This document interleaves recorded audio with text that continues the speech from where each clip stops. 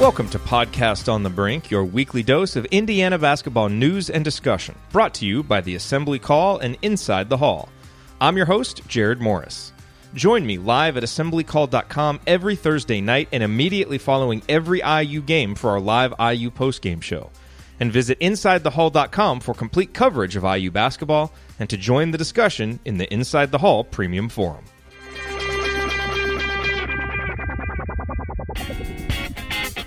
On this week's edition of Podcast on the Brink, it is time to start our off-season tour around the Big Ten so that we can all get to know Indiana's conference opponents for the upcoming season a little bit better. And given what's happened this offseason, no better place to start than with the Michigan Wolverines, who obviously lost their top three scorers. They have a new coach. Just a lot going on in Ann Arbor after what has been one of the most successful runs of Michigan basketball ever. You know, what is Michigan basketball going to look like now?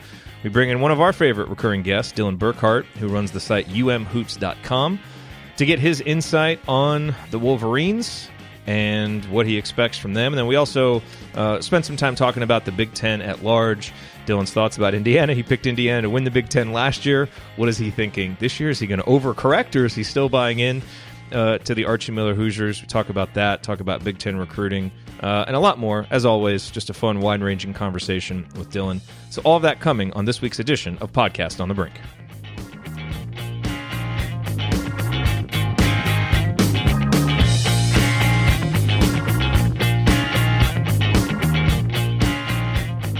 All right, so Dylan, to start this, I want to take you back to January 18th, 2019, because at that moment in time, Michigan basketball kind of felt like the surest thing in the Big Ten. They're 17-0. They're ranked number 2 in the country. They'd made the national title game, won the Big Ten tournament the year before. And John Beilein had truly cemented his reputation as one of the best X's and O's coaches, one of the best player developers in the country. But in an example of how quickly things can change in college basketball, here we are 6 short months later. Michigan now kind of feels like one of the bigger question marks in the conference. They lose their top 3 scorers. And most importantly, Beilein, who had famously never been an assistant at any level, is now coaching the Cleveland Cavaliers, while Juwan Howard, who famously had never been a head coach at any level, is the Michigan coach. So to start, because there's a lot to break down, obviously, what has it been like covering Michigan during what has certainly been one of the more unexpected and interesting 18-month periods in the program's history? Yeah, it's certainly been a whirlwind. Even if you just look at the end of the regular season, it was a very kind of disappointing end to the year for Michigan, right? You lost to Michigan State to lose the regular season, lost to Michigan State to lose the Big Ten tournament, and then got bounced in the NCAA tournament. But even if you're looking at that point, you're saying, well, Michigan is going to have all these guys back. They're going to do this. Instead, you lose 3 guys to the NBA and your head coach to the NBA. I mean, certainly a whirlwind. Beilein leaving felt it was a surprise in the sense that it happened basically in a flash. There was no long, drawn out, back and forth sort of courtship like there was with the Detroit Pistons the year before. But at the same time, you're dealing with a situation where Beilein had gone through that courtship a year ago and had clearly been intrigued by the idea of coaching in the NBA. So it shouldn't have really been a huge surprise that the first time he actually had a chance to sign an offer to coach in the NBA, that he took that offer.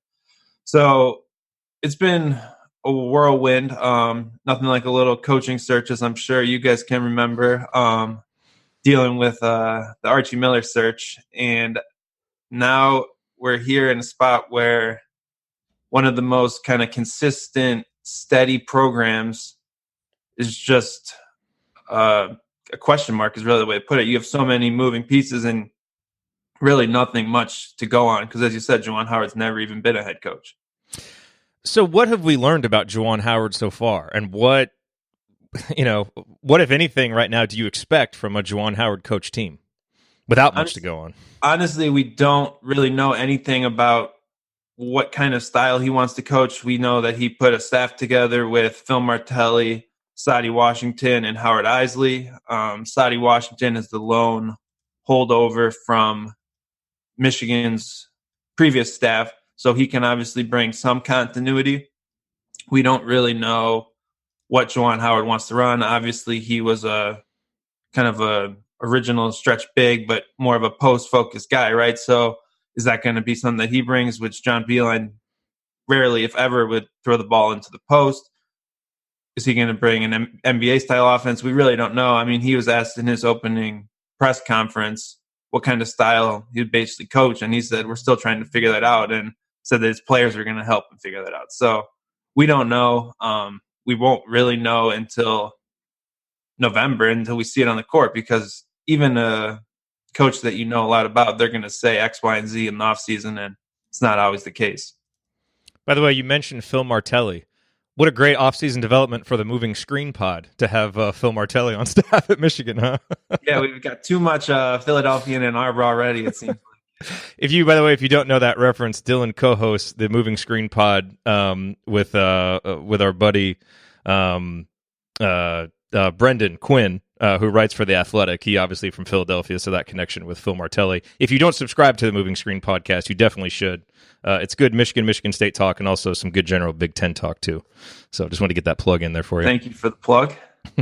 So, Dylan, next season's Michigan roster is going to look a lot different. Of course, you've got Iggy Brastagas, who went pro, Jordan Poole, and then obviously Charles Matthews, who unfortunately is going to start off his professional career rehabbing from an injury.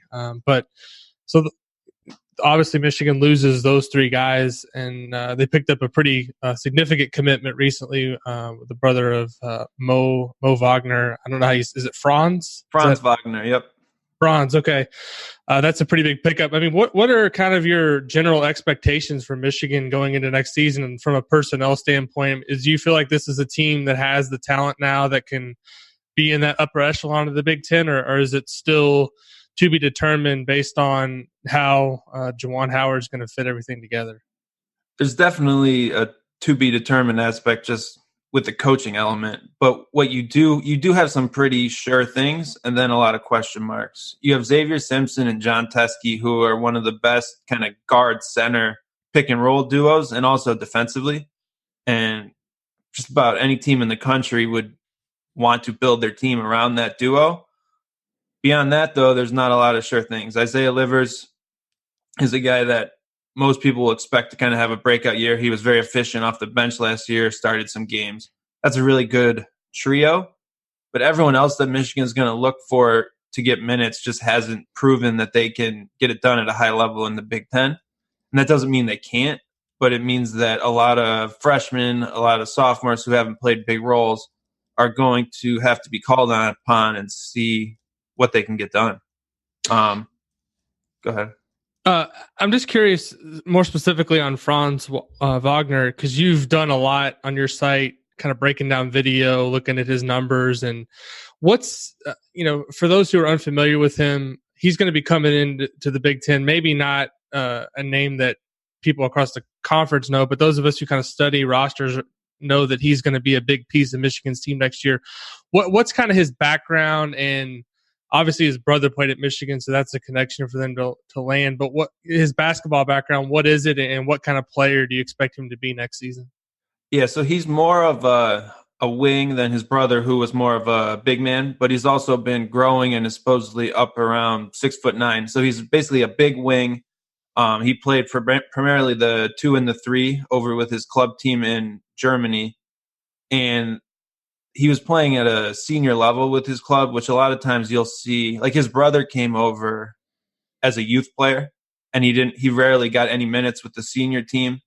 Franz Wagner was playing basically rotation minutes with the second best team in Germany.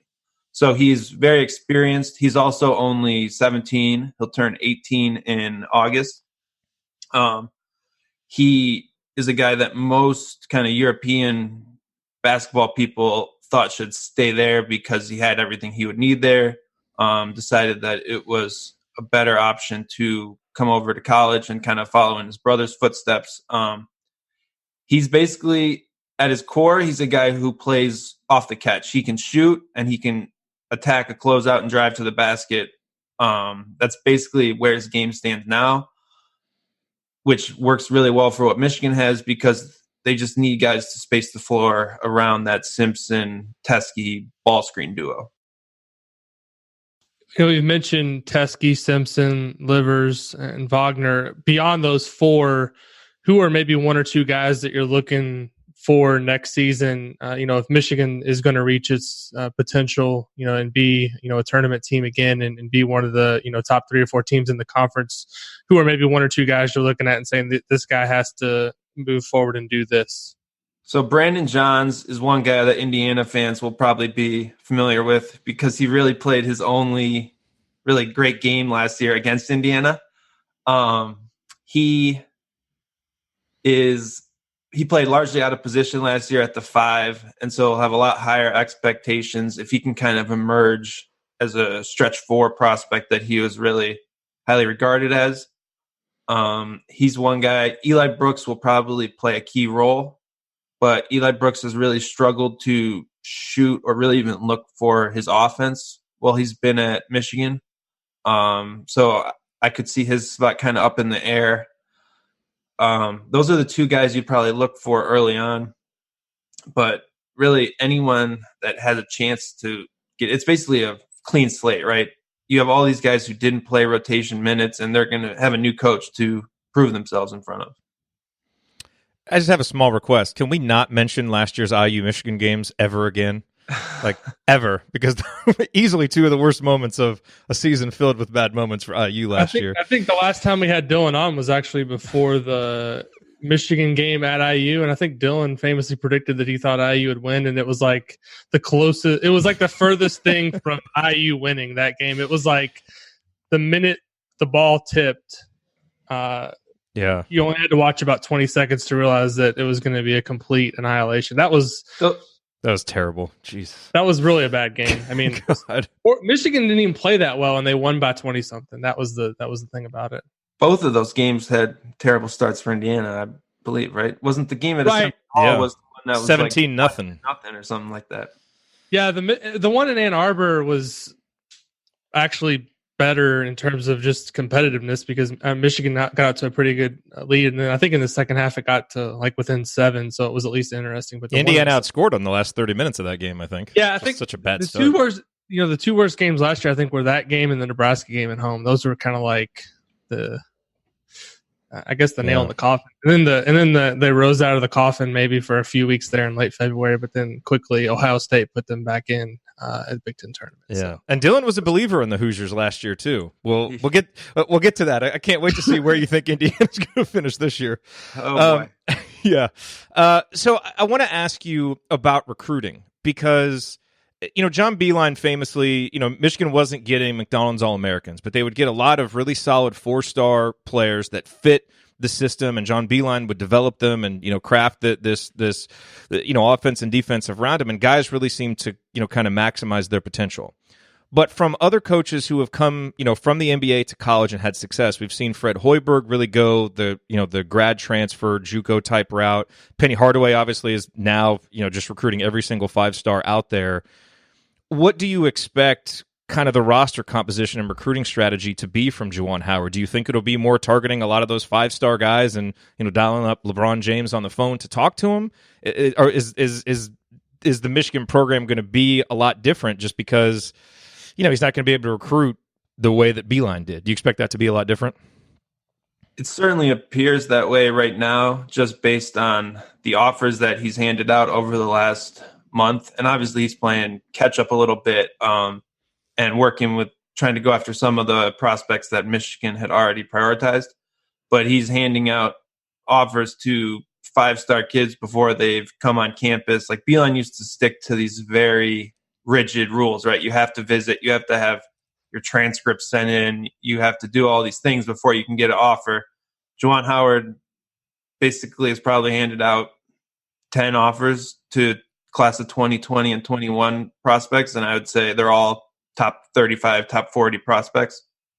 So on one hand, you could say, well, he hasn't had a lot of time to evaluate, so he's going to go after, I guess, the top first. But it certainly seems like the approach is going to be go out and get the most talented prospects out there and figure out the rest as you go, whereas Beilein was much more of a guy who would look for the perfect fits in his system and try to look for chances to develop them, stuff like that, kind of fill in the cracks. that certainly doesn't seem to be how Juwan Howard's operating now. He's going for the top, and I guess we have to see if he can sign those guys. It's kind of the key. Anyone can offer them. Most people obviously remember Juwan Howard as a player playing for Michigan. Some of the younger listeners may not, but he was a great player there in the early 90s for the Fab Five, which really, revolutionized college basketball in a lot of ways. It's interesting, for Indiana, whenever a job comes open, whether it's an assistant coaching job, a head coaching job, there's a vocal group of the fan base that wants an Indiana guy, that really feels like an Indiana guy should fill that role. And here we are at Michigan, and Michigan's got a Michigan man filling that role. Now, it's a little bit different because he's replacing a successful coach that no one would have wanted to get rid of. But how has that played, and how do you think Juwan Howard's history with Michigan will affect his success, if at all, moving forward? So Michigan has all sorts of experience with this whole Michigan man concept, mostly on the football side of things, and that has gone to mixed results over time. I think obviously when you hire a guy who has ties to the university and is a quote-unquote Michigan man, you're going to win the first few months, right? No one's going to look for a reason to be upset, but I think any head coach is going to be judged on his results, right? So that Michigan man luster, so to speak, only lasts so long, and it will depend on the actual product on the court. I don't know. At least as far as the basketball program, has not had a Michigan man. John Beilein was about as far from a Michigan man as you could get, and he was obviously worked out. So I don't think it really has to be a prerequisite. You're more just looking for the best coach at the time. In this case, Michigan's timing made it a little more difficult, and made Juwan Howard kind of a perfect fit in that regard. It's interesting you mentioned the timing, because that's exactly what I was going to ask you about in terms of the search. How big of a factor do you think the timing was in Juwan Howard landing the job? And do you think if it was I know it's obviously doesn't really matter, but hypothetically speaking, do you think the pool of candidates would have been different if Beilein would have left, say right after the season instead of when he did? I think the pool would have certainly been bigger, just as far as all the coaches who had taken new jobs in that 2-month period basically were off the grid. And those were a lot of kind of the up and coming mid-majors, those sort of types. I don't think that the timing would have meant that Michigan goes out and hires some $5, $6, $7 million splashy coach either. I don't know that was ever really going to be in the budget, just based on kind of how Michigan operates. And I wouldn't have been surprised if it still came up as Juwan Howard, even if there was a bigger candidate pool at an earlier point in time. The other interesting thing to me about Juwan Howard is that he has two sons that appear to be college basketball players, at least at the Division I level. One younger one that looks like could be a high major player. What is kind of the prognosis in terms of the older son? I think it's the class of 2020 kid, Jace Howard, and then the 2022 kid. I saw Jed Howard was invited to the USA basketball mini camp later this month in Colorado Springs. So that to me indicates that he's at least somebody that's been identified by some of the national folks as a guy who's going to be a pretty good player. Is the older son someone you envision playing at Michigan, or is the talent there for that? And then what the younger son, what do you know about him at this point? Yeah, so both of his kids play on the UIBL circuit, and this kind of like one of the reasons that people have pointed out that Howard already has some ties to grassroots basketball. They both won a state championship in Florida last year at the university school, playing alongside like Scotty Barnes and a lot. So he's very familiar with a lot of these big time targets. Jace Howard is more of a mid-major type of prospect right now. Wouldn't be surprised if maybe somehow he does end up in Michigan's class, just because they have a lot of scholarships and it could be a big group. Right now, he seems like he kind of wants to go through the process and see what offers he gets on his own merit, so to speak. And he plays with the Mac Irvin Fire. Jett Howard is a much higher regarded prospect, as you said. Probably like a fringe 5-star in the class of 2020. I think he plays on one of the best, I guess it'd be 15 UIBL teams. I think it's like Knight Riders Elite. He should be a top target, and I would be pretty surprised if he doesn't eventually get offered and join the class. Juwan Howard also can go to USA Basketball grassroots events and watch his kids play, which is a little bit of an advantage as well during non-evaluation periods. So that could be something to watch play out as well. So getting back to the current year's team for Michigan, what do you expect this year? I mean, I know it's hard to really know what to expect, but how do you, as we kind of transition also to talking about the Big Ten, where do you kind of place Michigan right now in terms of the hierarchy in the Big Ten for this upcoming season?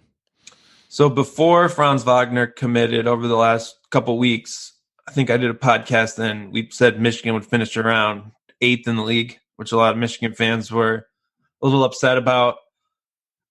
I felt like they were at least one player short, probably 2 players short before adding Wagner. Now I feel like there's probably less pressure on getting 3 or 4 of those kind of unproven guys to break out, and maybe you only need 1 or 2. And I would push them up more into what I would call, I guess, the third tier of the Big Ten, where I'm not sure. Like, I kind of see Michigan State stands alone, right? Everyone agree with that. I say Maryland, Ohio State, maybe even Illinois are kind of like the next tier of contenders. And then Michigan probably in that next kind of 4 to 7 group with everyone else. I don't really know how to sort those apart. So obviously last year, as we mentioned before, you were big on Indiana heading into the season. The Hoosiers did not live up to those expectations. Where do you place Indiana right now, looking at what the Hoosiers have coming back? I'm going to overcorrect on Indiana. I'm not even looking for reasons to buy in any stock on Archie Island this year. I mean, what would you guys sell me on? I would say Indiana's in that, not the bottom, but like the 8, 9, 10, 11 range, somewhere in there. Yeah, I mean, every time I do it, I probably have them around 7th, 8th, 9th, something like that. And that's, generally viewing it with some optimistic glasses on. I mean, they've got some pieces, but they've got a lot of questions to answer. And that's the thing when you start looking at it. It's like, if this happens, if this happens, if this happens, but there's a lot of ifs. So I think a lot of Indiana fans are hoping that last year, pretty much everything that could go wrong did go wrong. So maybe this year, some of those things will go right. We'll see. Yeah, the thing that's interesting to me right now, looking at, and really the only thing we have to look at this point is, I like to look at Bart Torvik's site and kind of eyeball where he has all the teams at this point in time. And he's got Indiana, if you just kind of look at his rankings, I think 10th. The teams in front of them that I would say there's a chance that they would be better than, and there's a huge gap in his ranking between some of these teams. I don't know. Dylan, maybe you can kind of help me understand, or Jerod too. Penn State at 20, that feels super ambitious to me, considering the fact that Penn State's never made the tournament under Pat Chambers, and I think they lost one of their best. I know they lost Josh Reeves, and another one of their guards, I believe, transferred to Iowa State. So I don't know how they're going to be better than what they were last year. Wisconsin, and maybe Bart's thrown in a little fairy dust because he's a Wisconsin guy, but they don't have Ethan Happ anymore, and to me that's significant loss. And the other team is Iowa, which we don't know next year. What's going to be the kind of their rotation in terms of, is Jordan Bohannon going to be on the team anymore based on his offseason surgery. So those are the 3 teams I'm looking at and saying, scratching my head. And even Illinois at 14 to me seems a little bit. But people are really high on Illinois. I'm not buying Illinois quite that much, but yeah. Indiana swept Illinois last year, right? And Michigan State. So I'm not saying that they're going to anyway be in the same category as those teams, but Illinois up that high to me feels a little bit rich. So those are the 4 teams I'm looking at and saying, Illinois is the team I'm irrationally high on this year. Just because of the guards, or? I love the guards. I love Georgie. And I think that Underwood is a really good coach, and it's getting to a now or never point. So if this team's not good, it's going to be a little bit messy, I think. I like Illinois a lot.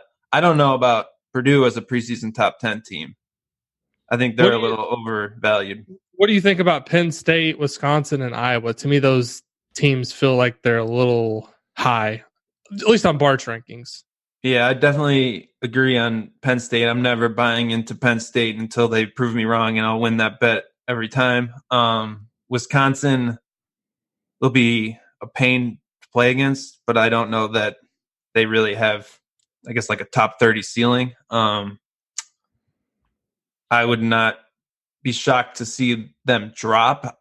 I guess I would question you guys. What's the reason that Indiana will overachieve, right? Like what are the X factors that come together? I guess Jerome Hunter possibly being back would be one big one, but Jerome Hunter's a big one.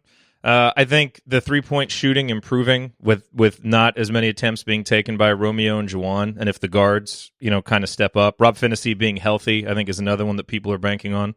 And just the depth that Indiana has down low. I mean, they're not necessarily going to be able to play the style you'd want to play for modern college basketball, but if they can, keep Deron Davis healthy and, get some easy buckets down low, that inside-outside game, combined with what you hope is the third year of growth in the pack line defense, which you often see teams take a jump. I think that's kind of what people are banking on.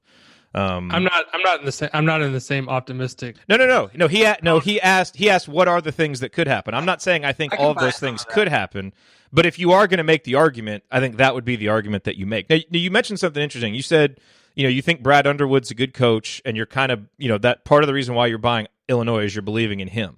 Now, Illinois has gone 26-39 in his first two seasons. You're not necessarily buying Indiana, and I know they lose two big players. What does that say about your belief in Archie Miller? Like, what do you think of him as a coach? Very let down after last year. I don't think that you can completely sell stock on Archie Miller just because of how last year went. Even you look back on some old John Beilein teams where you have kind of a duo that's supposed to be good and things just don't quite go your way. It can look worse than it is in like under the lens of one season, whereas you really could still kind of bounce back on track and kind of create some of that momentum again. I guess I'm really worried about how Indiana is going to get better offensively for a team that wasn't very good offensively and then loses a pro and a efficient senior in Juwan Morgan. I could see, I guess, some of the maybe you just shoot better because the guy who was shooting 20 whatever percent with a bum was his thumb, right? Yeah, Langford's thumb. So maybe I'll buy some of that, but I just have not been impressed, I guess, with any sort of big picture. Like the offense just doesn't seem like it should really be working better either. So that's what I'm most worried about for Archie, I would say. Another interesting parallel between Michigan and Indiana, obviously Archie Miller is known as a defensive coach, and the program has taken big defensive strides in 2 years over where it was. And again, I think a lot of us who are optimistic are hoping that we'll see that take another jump this year. Michigan, for a while under John Beilein, obviously had great offenses, didn't play great defense. They brought in Luke Yaklich, and he really helped out the defense. And a lot of Indiana fans last year were clamoring, Archie needs to bring in, an offensive guy, the offensive version of Yaklich. How important was that addition for John Beilein, and do you think that that's something that a coach like Archie Miller should consider doing? So it was Billy Donlin before Yaklich who came in and sort of was the first defensive assistant. He was there for a year and then went to Northwestern. And I really think what it was about was Beilein accepting that he needs someone else to kind of dedicate time and attention just to defense and emphasize that side of the game more, which sounds pretty obvious or blatant, right? Like you should emphasize defense and maybe you'll be better at it. But that was really a big part of it. Yaklich obviously made a huge impact. At the same time, Michigan started Xavier Simpson, Charles Matthews for those 2 years when the defense was great. And they just happened to be, top 3, top 5 defenders at their positions in college basketball. Defense is very much about the players that you have to work with. Even if, obviously, Yaklich is great. He's one of the most insane scouting guys, and he'd be watching film in the team hotel before a game, just all the time, right? He's completely locked in, and the team definitely bought into that. But I don't know that you can just hire an offensive guru and say, here, run my offense. What head coach isn't responsible for their own offense? Beilein had a very unique situation, and Yaklich had a very unique resume that kind of worked out perfectly together. I'm going to guess that Yaklich will have more responsibilities than just defense at Texas this year because he doesn't want to be known as just the defensive assistant, and no head coach wants to be known as the head coach that can't run their own offense. So I don't really see – obviously you can bring in a sharp offensive coach who can help, but I don't think you'll ever see a high major head coach hire a offensive coordinator on their bench, so to speak. Yeah, that's one of the interesting things right now, and I'm interested to get your take on it. Indiana's got an assistant coaching opening, and a lot of people are debating who they should hire. Should it be somebody, and I've been pretty clear about what I think what they should go for, but should they hire somebody who is more of an X's and O's guys or somebody that's can get recruits? And my stance has been, if you don't have talent, it doesn't matter really how much you coach them up to an extent. I mean, in a league like the Big Ten, if you don't have the horses, you're not going to win at the highest level. And the thing to me right now in terms of Indiana's recruiting is basically they haven't gotten a top 100 player from out of state in almost 2 years. When Jerome Hunter and Brace Thompson committed in the summer of 2017. So I'm curious from your perspective. You talked about the offense not being what it needs to be. If you're Archie Miller, do you still look at this hire as you got to get somebody that can get players, or do you look at it more of from a schematic standpoint of we got to get somebody in that can help on the bench, or a combination of both? So I don't know the ins and outs of Indiana's remaining staff, but I think it kind of depends on how the whole staff fits together. I know in the past, Beilein was very much a guy who would just kind of get the best coaches. And then, I don't think anyone that he hired was ever, oh, this guy's going to be my recruiter, so to speak. But recruiting is also 70% of the job for an assistant coach. So you have to get guys who can recruit. I just think you can go about that in different ways. Like Luke Yaklich was a defensive guy, but he also was very connected in Texas, Illinois, all these guys, and was a bigger time recruiter. DeAndre Haynes came in and was super young, but a bit inexperienced, but he also was a great recruiter, a player development guy. So I think there's different boxes you can check off. I would say, I don't know, I put X's and O's at the top of the list, except for maybe one guy on the staff. And I would say player development and recruiting are probably bigger priorities. So, Don, I gave you a chance ahead of time that this question was coming. We talked about it a little bit yesterday, but this is something that Jerod and I have talked about a lot, over the last year, and even going back to last week's episode. We look at the incoming players. You asked me the other day if Trace Jackson Davis was maybe the best incoming player in the Big Ten, and maybe the freshman of the year potentially. You look around the Big Ten at recruiting, and it's not looking so great in terms of who's being brought in terms of five-star talent, McDonald's All-Americans. I think this year Trace is the only McDonald's All-American coming in. Last year it was Romeo, who's gone, and Jalen Smith, who returned to Maryland. And you also look at the fact that the Big Ten hasn't won a title since 2000. Is there any correlation in your mind between, the Big Ten basically getting outworked on the trail by the SEC, the ACC, Big 12, Big East, and the fact that they haven't won a title in almost 20 years now? Yeah, well, I think you look at the NBA draft, too, and how many SEC, ACC guys are being drafted in the first round. I think, it was Romeo and Jordan Poole were the only first-round picks in the Big Ten this year. Yeah. That definitely plays a part, and I don't know all of what the reasoning is. I think you can look at geography a bit, especially in Michigan. There just isn't as much of that talent that there used to be in the state when they were churning out multiple McDonald's All-Americans each year. So that plays at least some impact on it. Even like Ohio, so Indiana and Illinois are probably the two states that still kind of churn out that level of talent consistently in the Midwest. So that plays a part. Also, you look at some of just the way that the league plays could play a part. There's a reputation about how the Big Ten plays that just isn't the same in the SEC or the ACC. Do you need to get probably McDonald's All-Americans to win the whole thing? I would probably, right? I mean, you have to have a balance. And I think you see schools like Michigan State that kind of get close to that, right? You have a really kind of solid core, and then you bring in one or two All-Americans on top. But the hard part about recruiting All-Americans at this point is that you have to get new ones every year. So the Big Ten is almost becoming a more consistent league in the regular season, but at the same time might lack some of that star power to get you over the top in the end. I don't know. I don't know what the solution is. I don't know if maybe the ending the one and done would kind of change it a little bit. It's kind of hard to really gauge. And I guess we'll see if like hiring someone like Juwan Howard brings some of that influx of talent into the league. He's certainly going to try.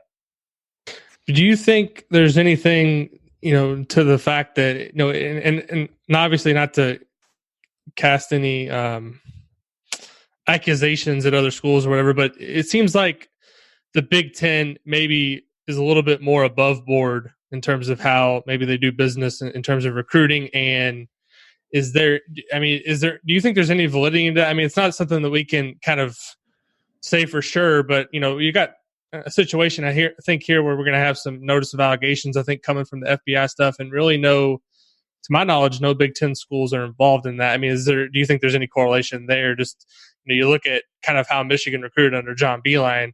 Maybe the reason they weren't getting McDonald's All-Americans is because they weren't necessarily willing to wade into those waters. And across the league, it kind of just looks like, it's a school like Wisconsin, the same thing, and kind of on down the list.